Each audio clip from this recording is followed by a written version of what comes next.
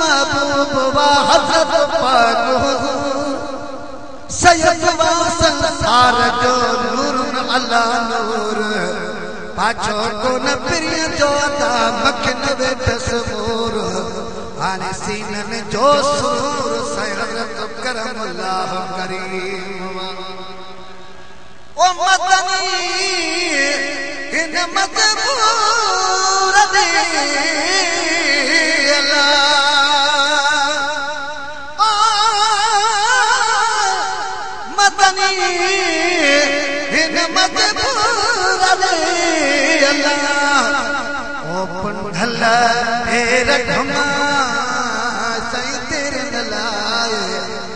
अल्लाह पुनल तेरे गुमाए तेरे नलाए ओ साई आयो जे आसरे अल्लाह अरबी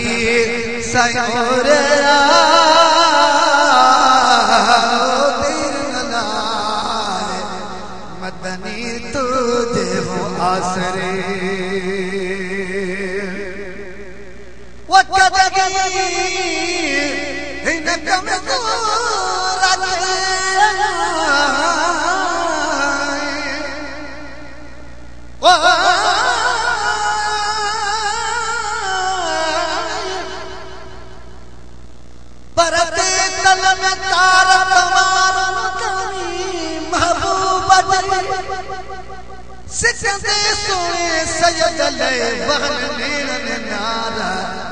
कंदा साईं करम करम ते तोणी बोलो गुनहगार प्रिय संदो पार दिसबो हली हुबम परसे समरण सामान कर मोट गम में ॾिसी गरीब के मुसल कंदो मोट प्यारो पंज पार दे घुराई साईं करम संदो कोट हीरन ते हबीब गो ओ कदगी इन गम ते ला ओ कदगी इन गम के साईं अंगण ते आना वो तेरे लाए आया दे आसरे वो भैरू भनी ओ भागरा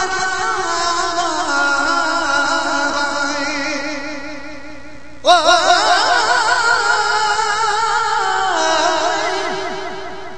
परजी मुझ जाग जान बनवती सहीमान पंची सगी सगान हाणे हिकड़ो झुको झूर थियो मोजन में मराणे साईं करम लाते करम कर हाथी पंजवान तू नंगी नंग सुनान अगलो ओ भेरो नंगी बागरा आई मोहडो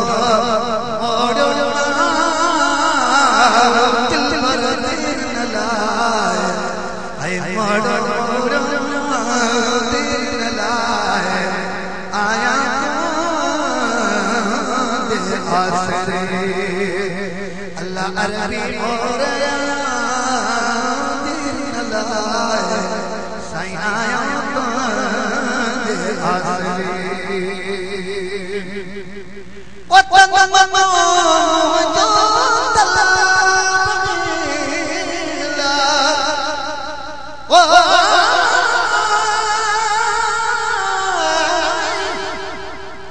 परगे हुआ हबीब अल्लाह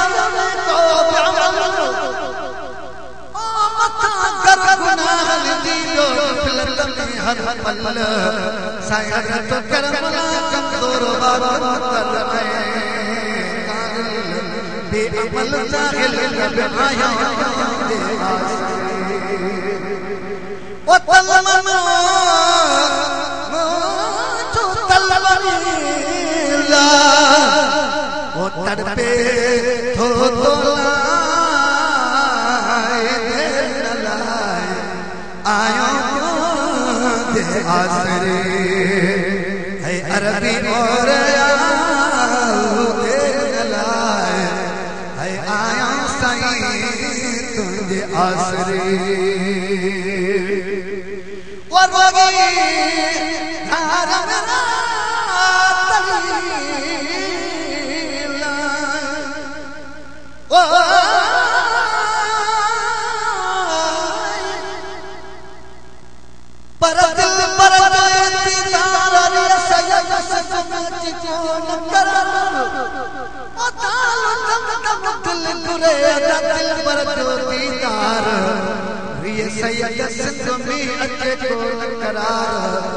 मिठो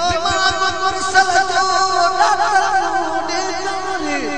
बोलो गुनहगार परवर पार हो जाए और रोगी घर मेरा तड़ी अल्लाह है साईं हजरत करनी वो करना